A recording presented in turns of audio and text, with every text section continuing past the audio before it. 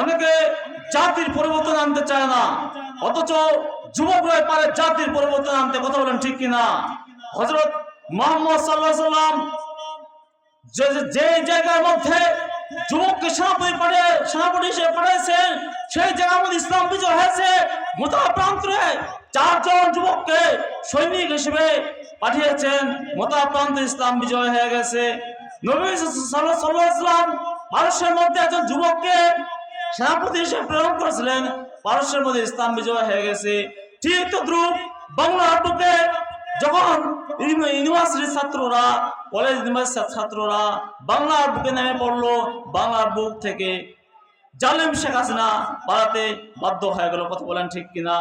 এজন্য মেরে মহতরম দোস্ত বুজুর্গ, যুবকরাই আনতে পারে জাতির পরিবর্তন। এজন্য যুবক, তোমরা দুনিয়াকে নিয়ে রঙিন স্বপ্ন বাদ দাও, জাহাদের তামান্না উজ্জীবিত হও, শাহাদাতের তামান্না উজ্জীবিত হও। কারণ দুনিয়া কিছুই না, আর দুনিয়া আছে, কাল থাকবো কিনা কোনো ঠিক নাই। মেরে মহতরম দোস্ত বুজুর্গ, দুনিয়া বড় স্বার্থপর, পৃথিবী বড় স্বার্থপর, পৃথিবী কাউকে থাকতে দেয় না। পৃথিবী কত ধনাঢ্য ব্যক্তিকে মাটির সাথে ফেলাই দিছে, মাটি তাদেরকে পোকামাকড়ের খাবার হিসেবে খেয়ে নিছে।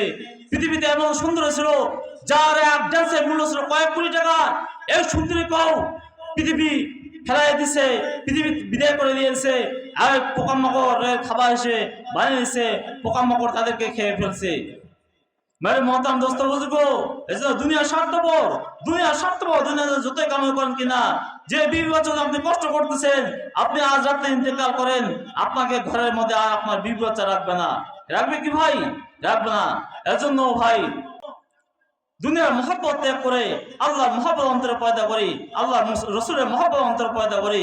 যার অন্তরে যত বেশি আল্লাহ রসুলের মহব্বত থাকবে, তার দ্বারা তত বেশি আমল প্রকাশ পাবে। আর যার দ্বারা যত বেশি আমল প্রকাশ পাবে, সে আল্লাহ দরবারে তত কবুল হয়ে যাবে।